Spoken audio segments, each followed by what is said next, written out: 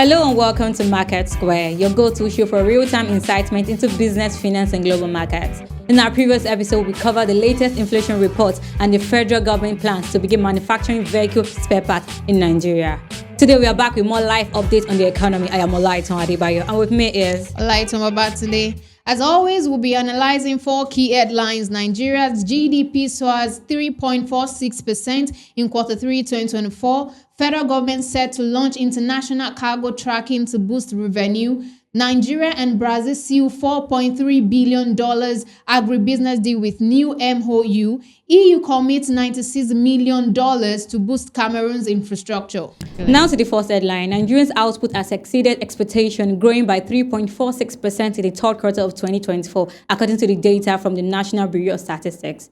This growth comes amid significant challenges include high inflation, interest rates, and ongoing insecurity in the country. The third quarter growth marks an improvement of 0.92 percentage points over the same period in 2023, when growth was recorded at 2.5%. The report also highlights the business activities in real terms reached 20.1 trillion naira in quarter 3 2024, an increase from 18.2 trillion naira in the previous quarter and 19.4 trillion naira in quarter 3 2024. This positive growth signals that despite the economic pressures in Nigeria, Nigeria's output continues to expand, reflecting resilience in key sectors such as the agriculture and the manufacturing sector. Despite the situation in the country has recorded significant growth on the GDP, and this has boost the economy. We know the inflation rates and the hike in price of it, which has actually disrupted many businesses and put pressure on many homes. Nigeria, it shows that another sector like the agricultural sector and the service sector are already contributing to the economic growth of Nigeria, which has actually boosted our GDP. This is actually a good sign because the agricultural sector contributed mainly to this GDP and also the service sector. All right. The challenges we're facing right now is the rising inflation, and what also impacts on this is the changes in government. However, with the strong strategic economic changes that is put in place for Nigeria and all of that, we can only hope that by 2025 or 2024 there will be prosperity when it comes to our economy. And the World Bank also said something about it, that gradually we would get to that point whereof we would be having about 14% of decline in inflation rates, which by 2025, if we should look at it. And also the Cardinal Stone researchers also pointed 5 key economic developments that we can also look at. They talked about the refinery, the Dangote refinery, that about 1.2% to 1.5% would be generated for the country if we keep up with the production at the refinery. There's also the issue of the Lekki Free Trade Zone, which would attract foreign investment, and as a result, we'll be having about 30,000 jobs offer at the end of it all. And then we also have the African Continental Free Trade Area. We have the GDP rebasing, and we also have the unwavering commitment to reform. And that is why we're talking about the reduction in inflation rates when we control it, and also stabilizing the exchange rate in the country. As a result of this would also help in the economic growth, because looking at the situation of things now, with the fact that it is said that there's reduction in inflation rate, it is not reflecting in what's going on in the market. The inflation rate is going up. The inflation rate for this October is still 3.88%. It's going up. It's quite different from the one we have in last month. It's going up, and it's despite this, the Central Bank of Nigeria has already increased the interest rate again. Okay. And that is in the actual sense, that was to curb inflation and to stabilize the value of naira. But it's not showing effect. Yeah, probably we're looking at the short-term effect of it. Yeah. Let's look at the long-term effect. If the World Bank could see what we can't see, and saying that okay, by 2025 or in years to come, the economy is going to go up and everything is going to get better, we can only hope that things like that will be set in place and would achieve that in future. Moving to the second headline, the federal government set to launch international cargo tracking to boost revenue.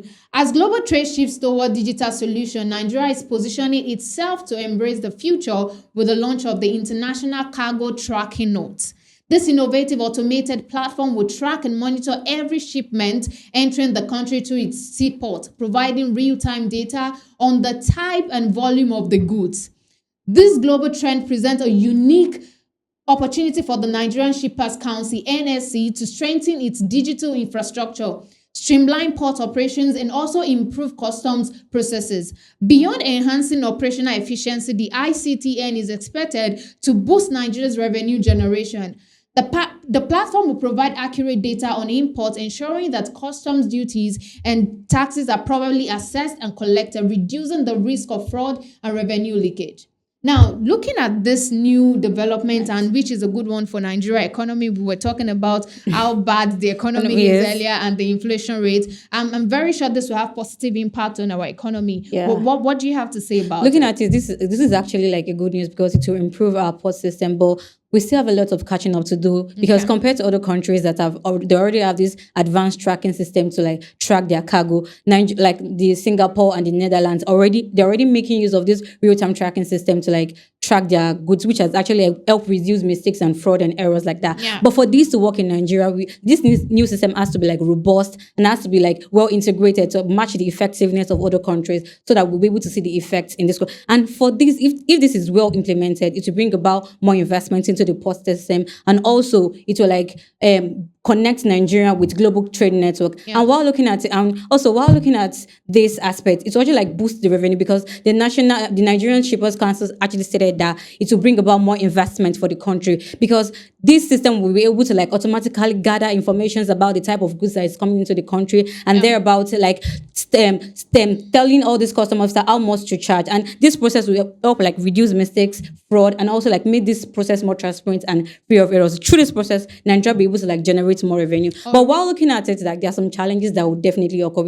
When it comes to change, we find it hard to like adjust in Nigeria, particularly. Like we find it hard to adjust to change because this change for us to like move, because we are using the old system, for us to move to this new system, we have to like, there's another lot of investments that will go into the new technology, the equipment, the internet connectivity to make this work. And also we have to like train these custom and port officers to know how to make use of this new system, because if we don't train them, they won't be able to like use this thing effectively, and this will not bring about good news that we want. Okay, aside the Singaporean that has been doing this, I would also like to say that in Africa, Ghana and Senegal has also implemented this, and it has also helped in curbing the rate of smuggling of goods, which will help the economy, because when things are being moved into the country by the government, it means that whoever is moving things into the country would not be able to smuggle in things that would affect the people. Yeah, have to go through the normal process. Yeah, and also aside that, it will also generate revenue for the government because they would be earning from all those people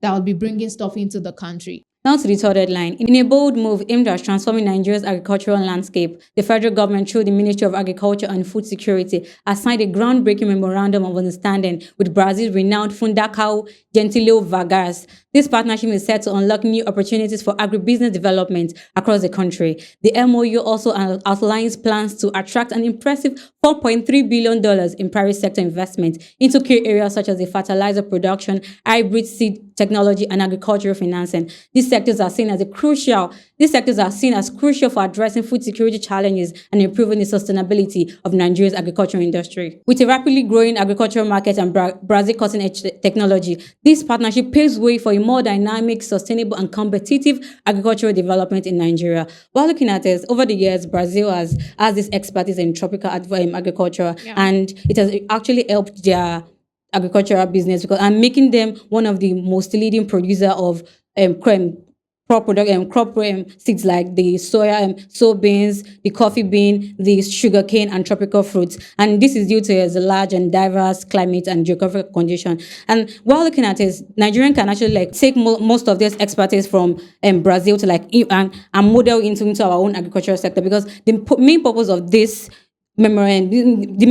deal is like modernize Nigeria's agricultural sector, and also to like boost our food security process, and also to reduce our over reliance on import goods, because you know that we rely heavily on import. Sure. Majorly what this is all about is about promoting self-sufficiency in agricultural products. All right, Brazil is known to pioneer the advanced land management techniques, integrated climate, smart agricultural methods, and they also promoted large-scale adoption of sustainable farming like no-till farming and crop rotation. And in Nigeria, we have issues of inefficiency of our land. We also have the climate change problem. So this collaboration would help Nigeria in such a way that they can use the Brazil system as a model for what they want to do. And since these things has been practiced in Brazil and it worked, that means if we should try it also in Nigeria, it would definitely work, and we will see good reviews from this later on in the country. We're talking about how to make sure our economy grow and all of that. Knowing that we're going back into the agricultural business would also help our economy and will also help our revenue in the country. Now, moving to the fourth headline, the European Union has pledged 91 million euros in loans to Cameroon over the next 3 years, aiming to boost the country's infrastructure and attract foreign investment.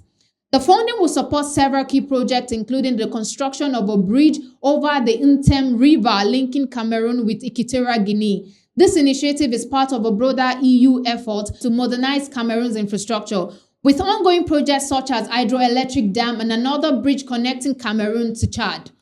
Beyond financial support, the EU is assisting Cameroon in restructuring its public finances to ensure the successful execution of this project, with a focus on bringing in private investors to manage and further develop the infrastructure. The EU aims to establish a sustainable foundation for a long-term economic growth in Cameroon. Now, looking at this, there is ongoing conflict, particularly in Western Cameroon, which may pose as a significant threat to implement this project.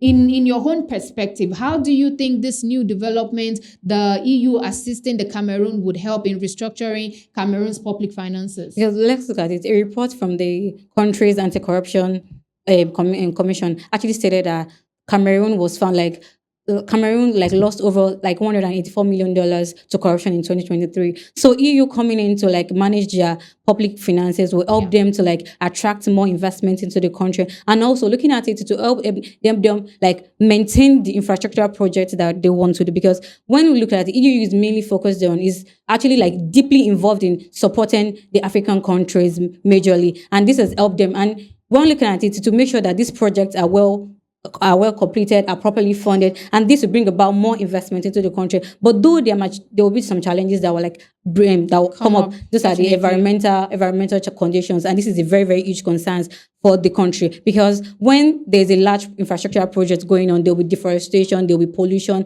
and there will be displacement of local communities, which will actually affect the communities and the people in the country. This is where EU come in to make sure that this project follows the international environmental condition. And also when it comes to the government's challenges, like political instability and inefficiencies in the country, the government, the EU also make sure that the people are actually accountable to all the public procurement of any materials being used in the country for the infrastructure projects. All right, thank you very much. And this is where we draw the curtain on today's episode of Market Square. Don't forget to follow us on all our social media platforms at VG Media for the latest updates.